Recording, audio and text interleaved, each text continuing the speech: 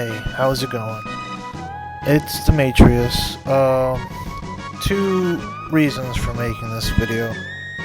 One, I want to invite you to a new channel of mine. The first video is already up, and it's basically about making money on the internet. Now, the Jammin' Jago channel is basically my personal channel where I keep all my subscriptions, and I basically, if you've been a subscriber, I post a lot of different videos. So in order to keep this channel from even being a bigger clusterfuck than it already is, if you're interested in different ways to make money online, go ahead and subscribe to this channel. It's Web Money Spider. That's the channel name. And I'll be talking about a lot of stuff. It's going to be about one video a week. And I'm going to be using myself as a test case in a lot of things. So you might find it a little interesting, you might not. But if you are interested, just go ahead and subscribe. And the other reason I'm making this video is I want to talk about Sony Vegas 10. Now, I've been making videos for a while, and I've been using, Sony Vegas. Before, I've used Windows Movie Maker. I couldn't stand Windows Movie Maker, so I bought, I went ahead and I paid money for a movie maker. And I've had Sony Vegas Platinum 8, Sony Vegas Platinum 9, and now they're calling it Sony Vegas HD Platinum 10. I don't know why they keep renaming this program, but I guess they just want to make sure you can make HD video if you want. Now the regular version of Vegas, the movie studio, just not Platinum, I think it's capable of HD now as well. I think that was the big upgrade for that version. As far as I know, Platinum has been capable of high definition video, at least from 8 and above, and Pro probably longer than that. I've never owned Pro. I've played with Pro 9 for a month. I did the free trial. I mean, I wasn't, I liked it, but it wasn't worth $600 to me, or $400 if I could get it for like $400. But I wasn't going to do that, and I wasn't going to get it nefariously either, because, I use it for a lot of stuff. I want my license to be good. So Pro has always been prohibitively expensive for me. But, Platinum is pretty good, and Platinum can do almost everything Pro can. Now, prior to Platinum 10, however, you could only use 4 video tracks. Now, for most people, that's fine. And, for me, though, I found myself being constrained by the 4-track limit of Platinum. I would find ways to get around it. Sometimes I would, if I had like different picture layers, I might save a picture with like 3 or 4 layers on it, and then add on top of that. Or if I was using videos, I might like render one video by itself, and then re-import that into another video project so I can add more video layers on it.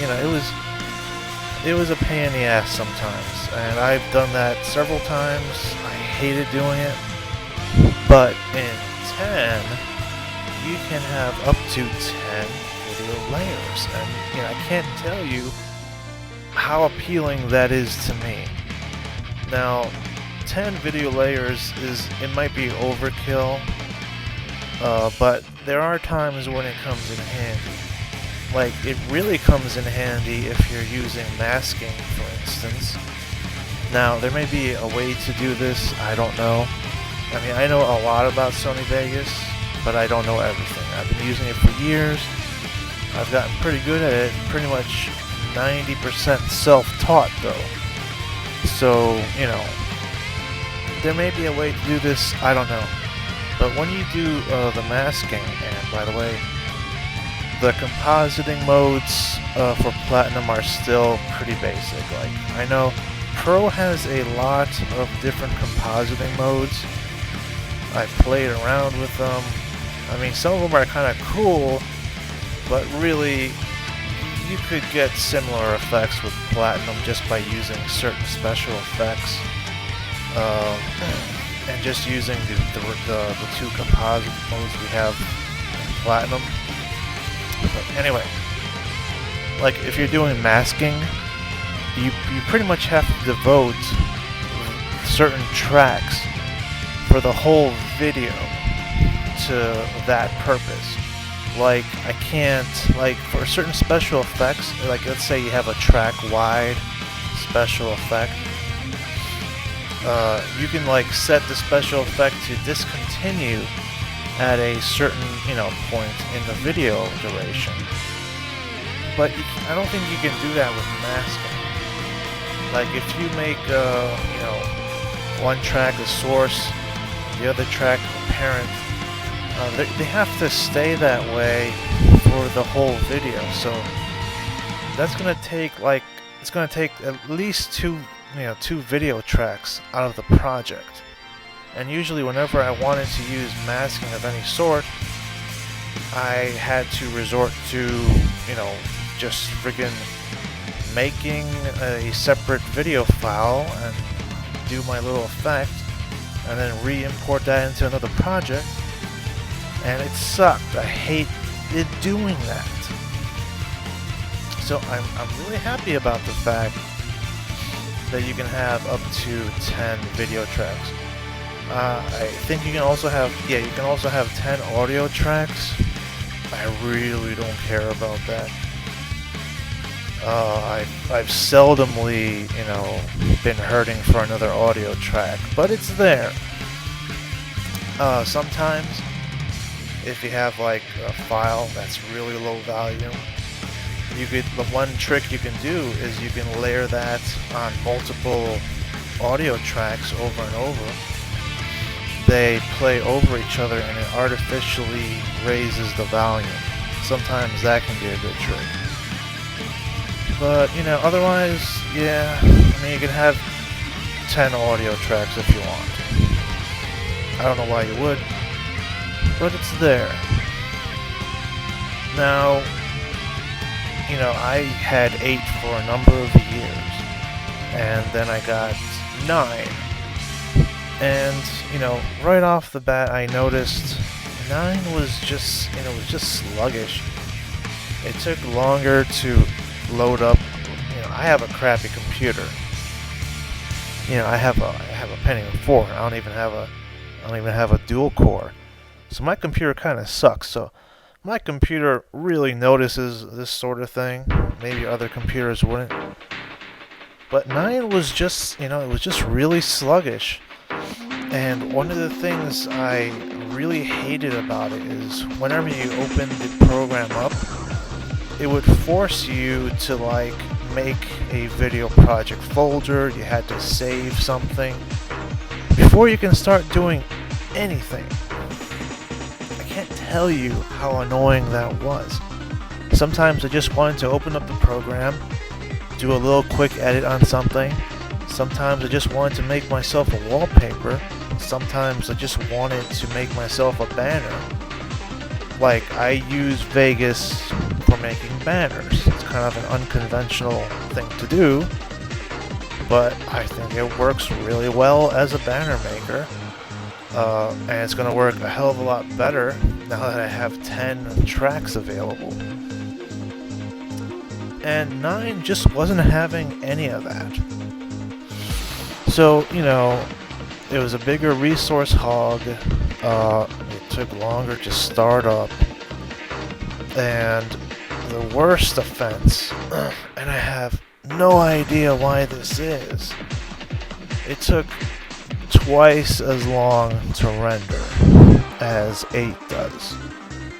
I don't know why, even if I'm rendering an uncompressed AV file, it would take twice as long as 8. No clue why.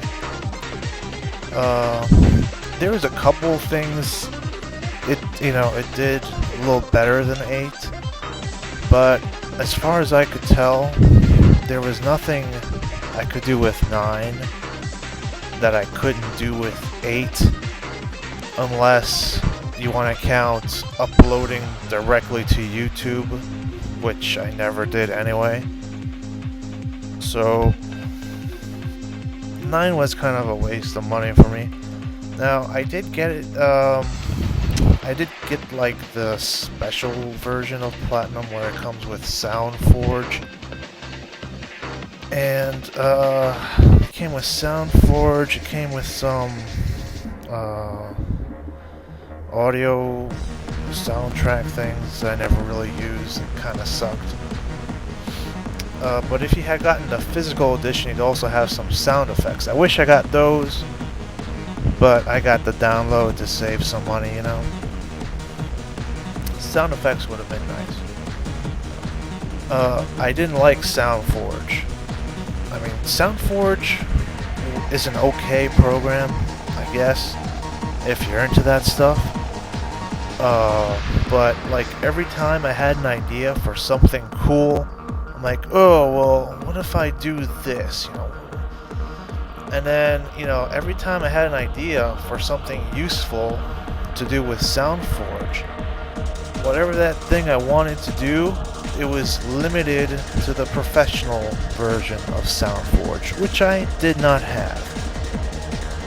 To this day, I have not made anything useful with SoundForge. So it's a little bit faster at turning things into MP3s. And there's that.